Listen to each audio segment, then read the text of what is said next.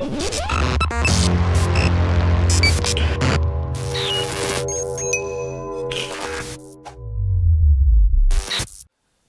and welcome back to the channel, Dan Who Reviews. My name is Dan W. Make sure you're following me on Instagram. Today we have come to the end of this Marvel Legends Hulk Build-A-Figure wave, as in front of me we have all of the pieces we need to build the Gladiator Hulk Build-A-Figure from the most recent Marvel Legends Thor Ragnarok wave. Now this is an MCU Hulk. It is the Hulk that we've all seen in the trailer. Obviously the movie doesn't come out until November, but this Hulk looks impressive and it does look like we've got quite a lot to work with here. You need to buy all 6 figures in this series to be able to have all of these pieces on the table to complete your Hulk Build-A-Figure. So you need to buy the MCU Thor, Loki, Hela, and then the comic accurate Lady Thor, Odin's son, and Ares.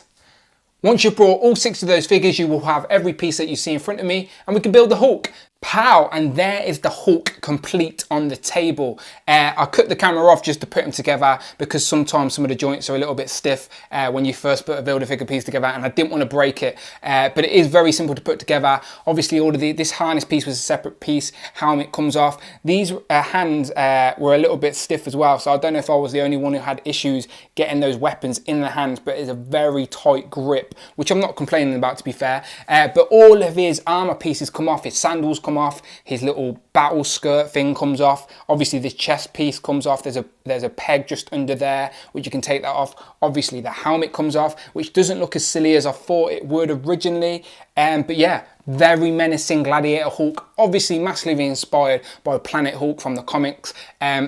Obviously we're not going to be getting a solo Hulk film, so this is the only time we're going to be getting Hulk in his Gladiator gear, so I'm very happy that Hasbro give us this as the Build-A-Figure rather than the first rumoured Executioner, because as I said, we're not going to see this Hulk in this attire again.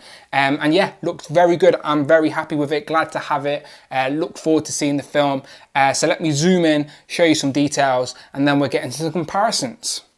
Pal, so here's a closer look of the Hulk, and as I said, I do really like his attire. The helmet doesn't look as silly as you first thought, but it is made of a soft plastic, so it sort of fits snugly around the head. I don't mind the face sculpt. It would have been good to get an alternative, maybe an angrier face for the Hulk as he is in his battle gear, but I do, if we are going to have one face, I would rather it just be like a sort of plain sort of face, so not complaining about that. But there he is without the head, helmet thing. I like his battle paint, yeah, but it's a brand new sculpt by the looks of it. I do like his armour on his side of him as well. As I said, there is a peg just there underneath, which was a little bit annoying to first get in, and I've probably ruined it for myself now as well. But it does sync up with the paint quite simply on the body as well. So as you can see there, see how he's got no paint across, so you put the strap and the paint syncs up very nicely. I'll lift them up a little bit. As I said, this skirt piece can come off if you sort of shimmy it down. Sandals can come off as well, again, if you just pull them out. You got to heat them up a little bit, but they're like separate shoe pieces, which I'll show you there. See what I mean? Like shoes, Hulk shoes. Bet you didn't think we were going to get Hulk shoes with this Build-A-Figure. Uh-oh, I've ruined his shoes now. So yeah, weapons, a bit plasticky, but they've tried to put some sort of copper wash or something on there, which works a little bit. As I said, these were very tight to get in, so there's a nice grip. I like the sculpting on his sort of armour. I like the paint as well. The paint on the armour, to be fair, is pretty good. It's very metallic-y. I do like the colour palette of this film. I think I've mentioned that in my previous reviews. But yeah, just very nice Hulk. I can see I'm using this sculpt again, maybe not the arms as these armoured pieces are sculpted, but definitely the body. Maybe we'll get Infinity War Hulk. We shall see.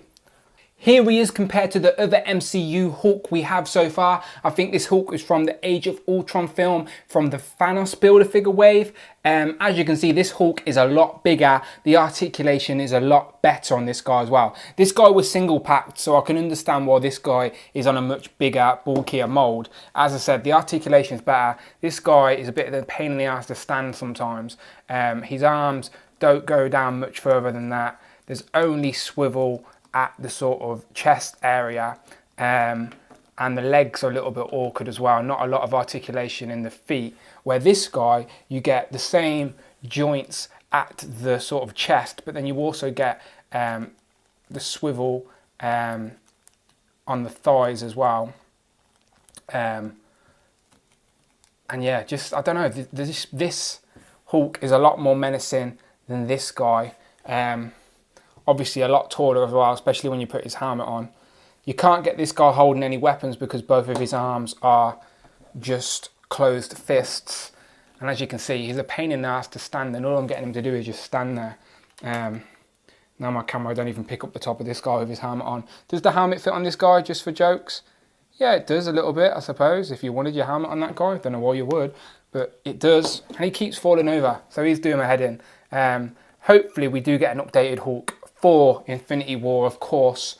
But for the meantime, we're still yet to see this film. So this guy is going to be on the display for a while. And yeah, if they were going to battle, this guy loses. This is the better MCU Hulk so far. If you don't mind him constantly being in his battle gear. Which, to be fair, I don't think I do at the moment. Here we have the Hulk compared to Bruce Banner himself. And maybe we'll get an updated Banner soon with a nice Mark Ruffalo head scan, but for now he's a decent enough body. A lot of people reuse his body as it's just a plain suited body. But yeah, as you can see, height comparison looks perfect between these two, to be fair. Here's the Hulk compared to two other MCU characters, as in the Mark 47 Iron Man from the Homecoming Spider-Man film, and then obviously we have Black Panther here. This is from the Civil War film.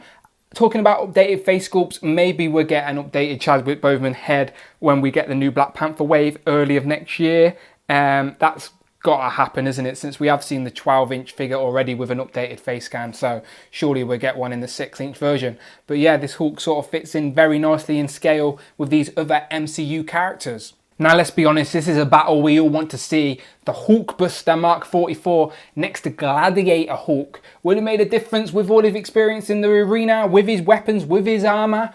Who knows? We're definitely going to be seeing this guy get that again, or a different version of the Hulkbuster armor in Infinity War, as it was teased in the Infinity War trailer that they showed at Comic-Con and at D23. So maybe an updated Hulkbuster armor in Marvel Legends form as well. Who knows? Let's hope so, because this is my favourite Build-A-Figure that we have in Hasbro's sort of reign so far. But this guy's really good as well. Now, obviously, this is the comparison most people want to see. I'm not going to try and get these into any smart poses because I'm terrible at that stuff. This guy needs a little bit of heat because his weapons and his ears are getting a bit warped.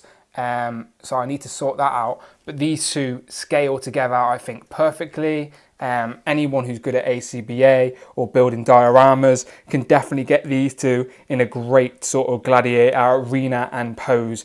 But I'm not going to try and do that. Let me try and bring in the other MCU characters in this wave as well. There you go, a terrible pose, but nevertheless a great comparison of all the sizes.